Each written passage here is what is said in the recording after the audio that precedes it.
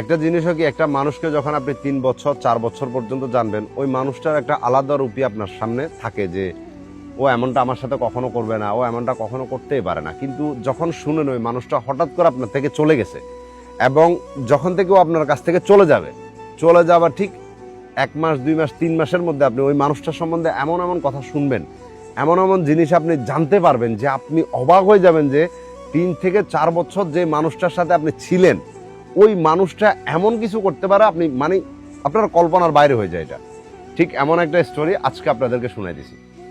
ছেলেটার সাথে মেয়েটার ফেসবুকের মাধ্যমে পরিচয়, তারা একে অপরের সাথে প্রথমে ফ্রেন্ডশিপ করে, দেন ফ্রেন্ডশিপটা ধীরে ধীরে রিলেশনশিপ হয়ে যায়।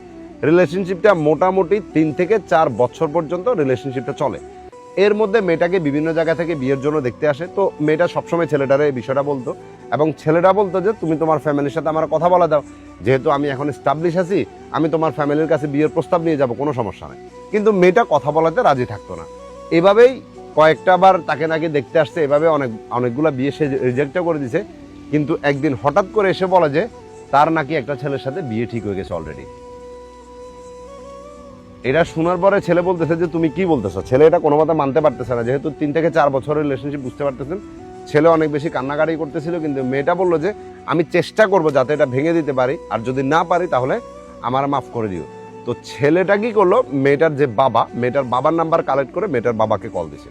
মেয়েটার বাবাকে কল দিয়ে সমস্ত বিষয়টা বললো যে আমার সাথে ওর আজকে 3 থেকে 4 বছরের রিলেশনশিপ, মানে আপনি যা বলবেন আমি সব শর্তে রাজি আছি, আপনি ওর বিয়েটা যেখানে ঠিক করছেন ভেঙে দেন, আমি ওরে বিয়ে করবো আপনার সমস্ত শর্ত রাজি হয়ে।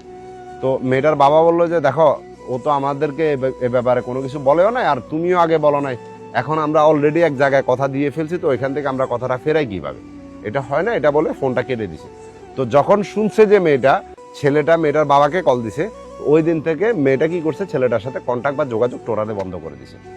ছেলেটা পরে জানতে পারছে যে ছেলের সাথে মেয়েটার বিয়ে ঠিক হয়েছে ওইটা একটা সৌদি আরব প্রবাসী ব্যক্তি, এবং ওনার সাথে নাকি বিয়ে হয়েছে কেমন জানেন, ফোনের মধ্যে বিয়ে হয়েছে, সামনাসামনি বিয়ে হয় না, ফোনের মধ্যে বিয়ে হয়েছে।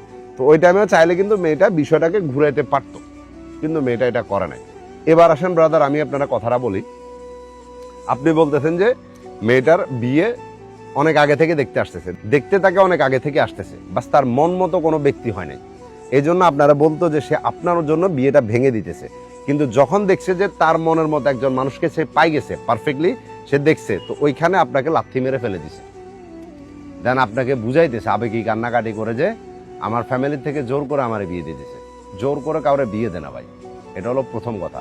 আর দ্বিতীয় কথা, হয়তো কিছুদিন পরে শুনতে পারবেন যে যার সাথে তার এখন বিয়ে হয়েছে, ওইটাও সে রিলেশনশিপ করে বিয়ে করছে, জাস্ট আপনাকে শুনাইছে যে পরিবার থেকে হয়েছে, এটাও শুনতে পাবেন। তো এমন মেয়েদের জন্য কান্নাকাটি করা, তাদের জন্য নিজের ঘুম হারাম করা, কাজকর্ম না করা, নিজের ক্যারিয়ারটাকে ধ্বংস করা, এটা হলো একটা বোকামি ছাড়া আর কিছুই না। দেখেন তারা তাদের লাইফটাকে ভালো মতো লিড করতেছে। ভালো আপনি বাসছেন, কষ্ট আপনি একলা পাবেন না, তাকেও পেতে দিন। আপনি আপনার লাইফটাকে নতুন করে লিড করেন, এবং যে উদ্দেশ্যে বিদেশ গেছেন, যে উদ্দেশ্যে প্রবাস জীবনে পা রাখছেন, ওই উদ্দেশ্যটাকে পূরণ করেন। আমি একটা কথা বলতেছি ভাই, অনলাইনে বর্তমানে রিলেশনশিপ বলতে কোনো কিছুই নেই। 2020 সাল পর্যন্ত যদিও এটা মোটামুটি ছিল, 2020 সালের পর থেকে এটা টোটালি চলে গেছে। এখন শুধু ফেক আর ফেক, ফেক আর ফেক। এখন শুধু একটা মানুষ কি করে, টাইম পাস করার জন্য একটা রোবটের মতো আপনারা ইউজ করে, আপনাকে যখন যা বলতেছে আপনি তখন তা করতেছেন, যখন তাদের উদ্দেশ্য পূরণ হয়ে যাচ্ছে আপনাকে লাথি মেরে ফেলে দিতেছে। তো যদি ভালো চান, জীবনে সুখে থাকতে চান, অনলাইনের রিলেশনশিপ থেকে দূরে থাকুন, এবং যে উদ্দেশ্যে বিদেশ গেছেন ওইটাকে পূরণ করেন। আমি আপনার জন্য দোয়া করি, যে কষ্টটা আপনি পাইছেন ইনশাল্লাহ ওটা কেটে উঠে যাবেন, সমস্যা নাই।